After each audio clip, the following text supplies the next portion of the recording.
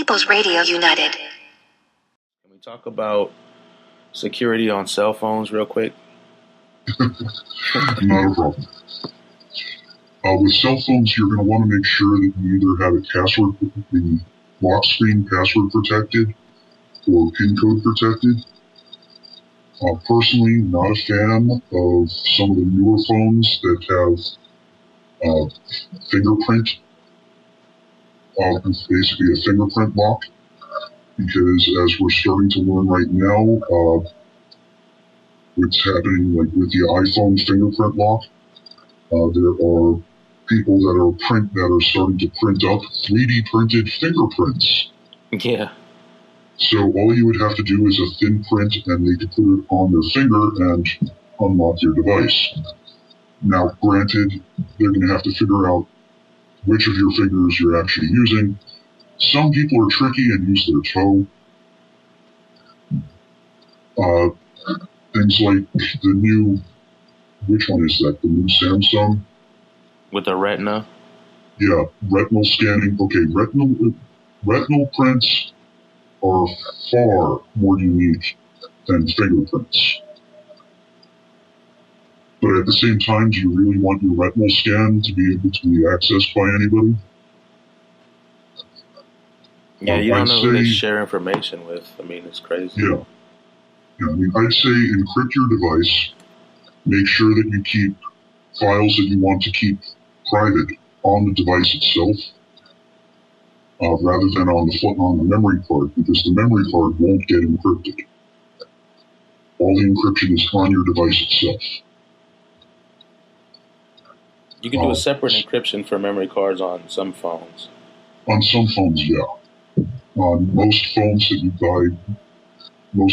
buy nowadays don't have that. You have to go for a specialty phone, something like the Black Phone, Black Phone 2, the BlackBerry Priv, which unfortunately looks like BlackBerry's going to be backing out of the cell phone market now because of that. It hasn't picked up the way that they hoped. Different types of things like the Nexus. The Nexus actually, you can encrypt your micro SD card, so that's a good thing. But then you have other phones like, let's say, the iPhone. iPhone, even though it does have its own encryption in it, and you have different types of locks, okay, yes, it is good that you could secure it. But one of the bad things is that it is almost a nightmare to set up a VPN on it. To run Tor in some cases, especially on the newer versions of the OS, you have to jailbreak it.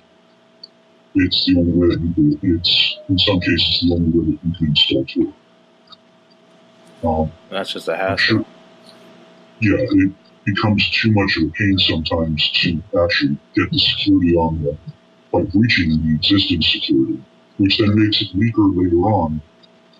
Let's say somebody tries to access your device, a jailbroken device, unless you set it up correctly, has a weaker security than a standard. That's a messed up situation. Yeah, with Android though, it's kind of the reverse.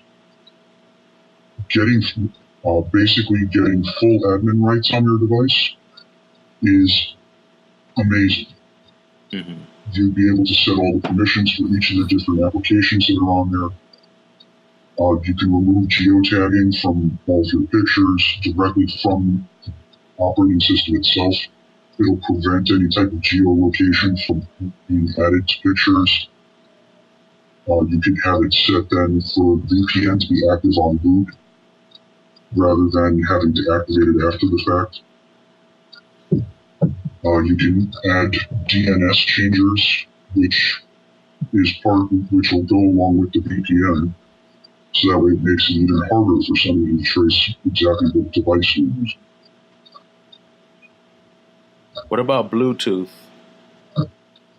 Bluetooth,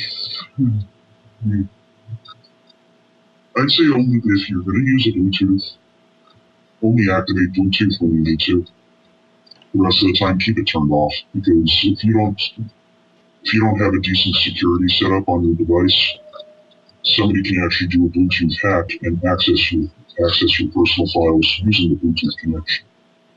Some people don't have it where Bluetooth verification is enabled, where just anything can connect to it. Those are the people that I actually do feel really sorry for, because their data is compromised no matter what type of encryption you use.